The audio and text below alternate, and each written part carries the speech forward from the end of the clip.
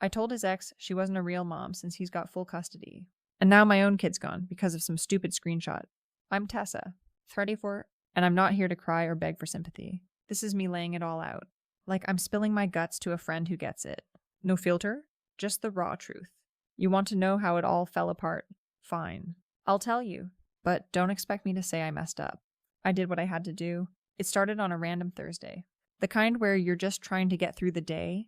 I was at home, juggling my kid, Liam, who's 5 and a handful, while trying to answer work emails on my phone.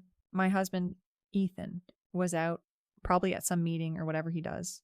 Things between us were tense, not screaming fight tense, just this quiet, heavy vibe that had been building for months. Ethan's got a daughter, Ava. From his first marriage, she's 8, and he's had full custody since his ex. Rachel flaked out years ago. I never got the full story, but from what I pieced together, Rachel was a mess, always partying, never showing up for Ava. Ethan stepped up, and I respected that. At first, when we got together 4 years ago, at a coffee shop where he was reading some car magazine, Ethan seemed solid, not flashy, just steady. The kind of guy who'd fix your flat tire without making a big deal about it. He was all about Ava, always talking about her school projects or soccer games. It was cute, until it wasn't. See, being a stepmom to Ava while raising Liam was a lot. Ethan expected me to just slide into this perfect mom role for his kid. Like I didn't have my own to deal with. I tried. Okay. I'd make Ava's lunches, go to her games, but it was never enough. Ethan would give me this look, like I wasn't measuring up, and it got under my skin. I'm not here to play second fiddle to his kid or his ex. Rachel was always a sore spot. Ethan didn't talk about her much, but when he did, it was with this weird mix of pity and frustration. Like he felt bad for her, but also couldn't stand her.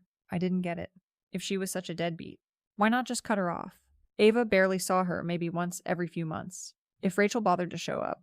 But Ethan kept her in the loop, sending updates about Ava's grades or doctor visits. I'd roll my eyes and say, why bother? She doesn't care. He'd just shrug, like it was his duty or something. Duty. Please. So, this one day, I'm scrolling through my phone while Liam's napping, and I see a message from Rachel pop up on Ethan's tablet. He'd left it on the counter, not locked, because he's careless like that. It wasn't like I was snooping. It was right there. The message was some whiny thing about how she missed Ava and wanted to see her. I felt this heat in my chest. Like, are you kidding me? She doesn't get to waltz in and play mom when she feels like it. I've been the one packing lunches, wiping tears, dealing with tantrums. So I messaged her back from my phone, not Ethan's. I didn't think twice. I just typed, you're not a real mom. Ethan's got custody because you couldn't handle it. Stop pretending you care. Sent. Done. I didn't tell Ethan. Why would I? He'd just get all mopey about Rachel's feelings. Like she deserved any. But a week later, he's sitting at the kitchen table, looking at me like I'd stolen something. Turns out, Rachel screenshotted my message and sent it to him. She didn't reply to me directly, coward movo. If you ask me, Ethan was pissed. Not yelling. But that quiet kind of mad, that's worse. He said, Tessa, why would you do that? She's still Ava's mom. I laughed. Not because it was funny, but because he was being so naive. Still her mom. She's barely around. I'm more of a mom to Ava than she'll ever be. He didn't say anything. Just got up and went to check on the kids. I thought that was the end of it. I was wrong. Things got colder after that. Ethan started pulling away. Not in a dramatic way. Just distant. He'd spend more time with Ava, taking her to the park or helping with her homework. Like I wasn't even there. When I'd call him out, he'd say stuff like, I'm just trying to keep things stable for her. Stable. Like I was the one making things unstable. I started picking fights over little things, dishes, laundry, whose turn it was to take Liam to daycare. I'd snap. If you're so perfect with Ava, maybe you could help with our kid for once. He'd just look at me, tired, like he was done arguing.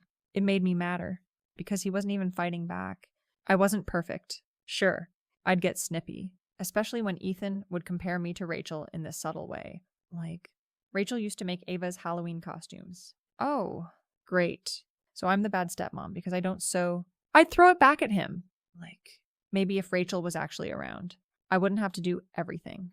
I'd also check his phone sometimes. Not because I didn't trust him, but because I needed to know what Rachel was saying. She'd send these long, sappy messages about wanting to be better for Ava. I'd roll my eyes so hard it hurt. I never told Ethan I looked, but I'd drop hints. Like, heard from your ex lately. He'd get this guarded look. like he knew I was digging. A few months later, Ethan sat me down and said we needed to talk about us. I knew what was coming. He said he wasn't happy, that things hadn't been right for a while. I didn't cry or beg. I just said, if you're done, then go. I'm not stopping you. He didn't leave right away, but he started sleeping on the couch, spending more time out of the house. I figured he'd come around, realize he was overreacting. But then I got served papers, divorce papers. And not just that Ethan was fighting for full custody of Liam. I was floored. Liam was my kid. Our kid? Ethan was good with him, sure. But I was his mom. No way was I letting him take my son. I hired a lawyer, some guy my friend recommended. And we started gearing up for mediation. I wasn't worried. I'd been the one handling Liam's doctor appointments, his daycare pickups, his bedtime routine. Ethan was too busy with Ava to even notice half the time. I had this in the bag. Mediation was a nightmare. Ethan's lawyer was this smug woman who kept bringing up my behavior. Behavior? Like what? Being honest. Then they pulled out the screenshot. That stupid message I sent Rachel, blown up on a projector like it was evidence in a murder trial. Ethan's lawyer said it showed I was hostile and unstable, that I couldn't co-parent with Rachel, which made me unfit for Liam. I wanted to scream. Unfit. Me. I'm the one who's been there for Liam every day, while Ethan's off playing super dad to Ava. I told the mediator it was one message, one moment, and Rachel deserved it. She wasn't a mom, she'd abandoned Ava. But the mediator, this stone-faced guy, just nodded and wrote something down. Then Rachel showed up, not in person, but through a letter her lawyer submitted.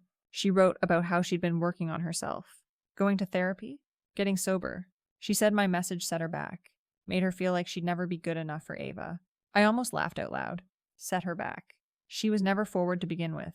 But the mediator ate it up, like Rachel was some tragic hero.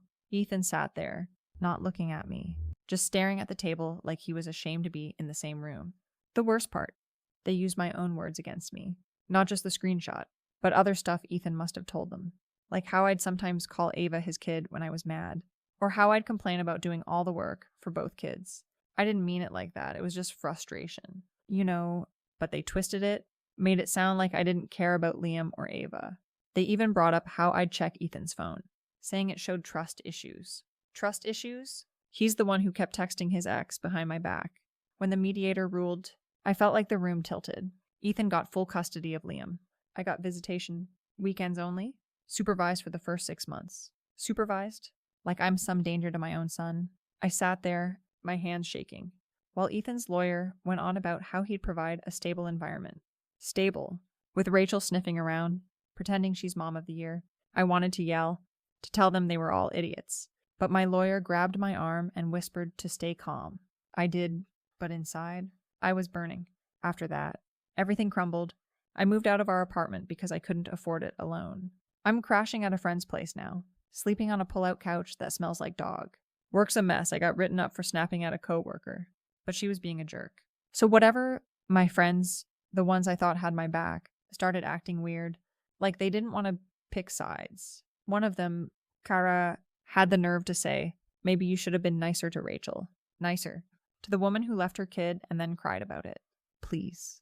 Then I heard about Ethan and Rachel. Yeah, they're back together.